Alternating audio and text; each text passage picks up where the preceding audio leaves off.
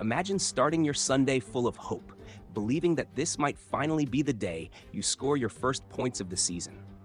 You've qualified in your best ever position in Formula One, lining up in 12th place, everything pointing toward progress. And then, just a few laps later, it all falls apart. Your tires are shot, your strategy is crumbling, the pace isn't there, and suddenly you find yourself dead last. That's exactly what happened to Gabriel Bortoleto at the Spanish Grand Prix. But instead of folding under pressure, he responded with one of the grittiest, most resilient drives of the season so far. It all started with a small detail. Like most of the grid, Bortoleto began the race on used soft tires. But unlike his direct rivals, his tire degradation was rapid. Too rapid. Even in the opening laps, while holding on to 12th and trying to follow in Alonso's wake, the Brazilian's pace dropped off a cliff. Within a few laps, he was the slowest car on track. His engineer came on the radio, managed the tires. But it was already too late. The damage was done. He was forced into an early stop that dumped him to the very back of the field. Sauber had committed to a two-stop strategy, but the plan quickly unraveled as Bortoleto got stuck in heavy traffic. He spent lap after lap behind Colapinto and Ocon, unable to make a move, losing precious seconds. And to make matters worse, his second pit stop was a nightmare, 3.4 seconds stationary. In Formula One, that's an eternity. Still, Bortoleto didn't panic. He didn't lunge into desperate moves or force overtakes where there were none. He bided his time. And when Carlos Sainz, struggling on worn tires, became vulnerable, Bortoleto struck with the precision of a seasoned veteran. He opened the DRS, dived around the outside, and made it stick. Clean, efficient, no drama. Then came chaos. An incident between Albon and Lawson triggered a shakeup that played right into Bortoleto's hands. As others stumbled, he stayed calm, kept it clean, and gained places. The retirements of Antonelli and the safety car near the end shuffled the deck once more, and suddenly, the same driver who had looked destined for obscurity was right back in the hunt for points. But while Bortoleto was clawing his way through the field, a completely different kind of shockwave was hitting the Formula One paddock, this one coming from George Russell. Without any sugarcoating, the Mercedes driver dropped a brutal dose of reality on the sport. In F1, results matter more than loyalty, legacy, or even your own job security. In an almost shockingly candid statement, Russell admitted that if he were a team principal, he'd sign Max Verstappen without hesitation. Not only would he put the Dutchman in the Mercedes, he'd even be willing to bench Kimi Antonelli or take Lewis Hamilton out of his future Ferrari seat to make room. That's right. According to Russell, Verstappen is so dominant, so ahead of the rest, that any team with a shot at signing him should do it, no matter who they have to sacrifice. When asked whether it was disrespectful to speculate about Verstappen joining Mercedes, especially since it could jeopardize Russell's own seat, the Brit gave a cold, logical reply. If every driver was available, I'd pick Max and myself. Simple. It wasn't just humility wrapped in pragmatism. It was a direct hit to the illusion that drivers have guaranteed seats. Russell didn't stop there. He added that if he were running Ferrari, he'd put Verstappen in instead of Hamilton too.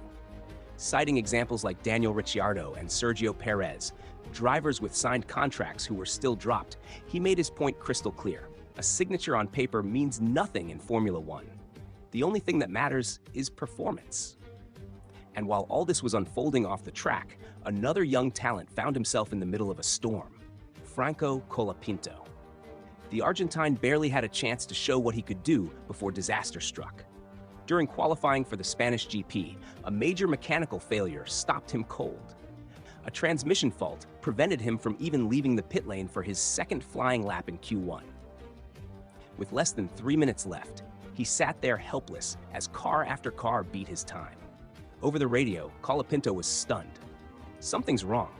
I let go of the clutch completely and it's still in neutral. First gear won't engage. It was a basic but devastating failure for a rookie who desperately needs to prove himself. The team told him to shut the engine off. That was it. Session over. He would start the race 20th, having never gotten the chance to fight for more. The team later confirmed the issue, a fault in the transmission line, and that raises serious questions about the reliability of the car Alpine is giving him. In a world where every thousandth of a second matters, you can't afford to give a young driver a broken machine, especially one already under intense scrutiny. It got worse. While Colapinto watched from the garage, his shot at Q2 slipped away. Alpine moved quickly, swapping out the gearbox for another of the same spec to avoid a grid penalty. Thanks to Lance Stroll's retirement, he gained one place on the grid. But the damage was already done. Tension escalated further when Flavio Briatore, now in charge of Alpine's sporting decisions, made brutally honest comments about Colapinto's future. Briatore made it crystal clear Colapinto's seat isn't safe. I don't know if he'll stay for the rest of the season. It depends on his performance. We're testing. We need to be ready for 2026. That's what Briatore said in the FIA press conference. In other words, Colapinto is being treated like a disposable experiment. And as if that wasn't enough drama for one weekend, Max Verstappen found himself at the center of multiple controversies during the race and walked away with a hefty 10-second penalty that dropped him from a strong 5th to a weak 10th by the time the dust settled. The problem? It wasn't just one incident. Verstappen, already sitting on 8 penalty points on his FIA Super license, is now perilously close to a one-race suspension if he reaches 12. That could happen as soon as the next round in Austria.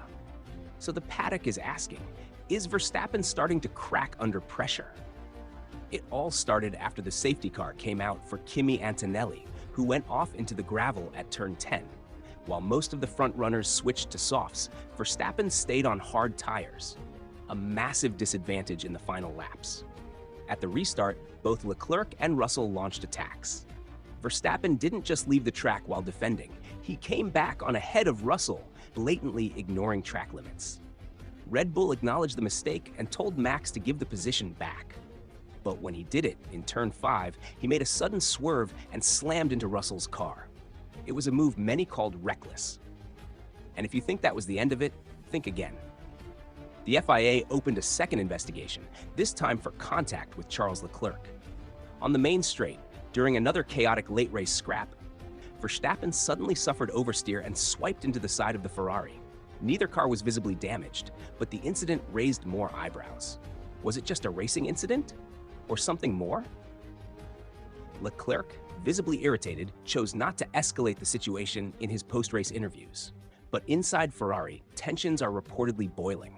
Team sources say that engineer Giampiero Lambiase was overheard ordering Verstappen to let Russell through after the initial corner-cutting incident. Verstappen complied, but in a way that almost made the situation worse, not better. In short, Max didn't just ignore team orders. He took matters into his own hands and ended up hurting his race and his reputation. Now, he's under more scrutiny than ever before, and with Austria looming, the pressure isn't going anywhere.